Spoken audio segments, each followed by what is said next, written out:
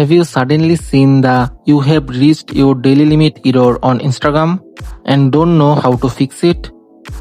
Don't worry, in this video I will show you exactly how to fix the Instagram daily limit problem and get your account back to normal.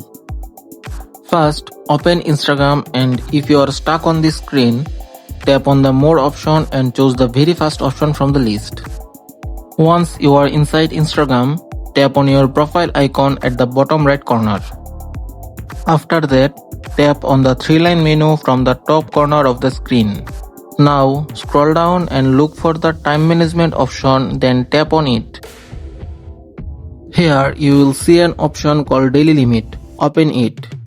Now simply select off to disable the daily limit setting. And that's it. The "you have reached your daily limit" message should no longer appear again. So that's how you can easily fix the Instagram "you have reached your daily limit" problem. If this video helped you out, make sure to like the video and subscribe the channel. Comment below if you have any questions. Thank you.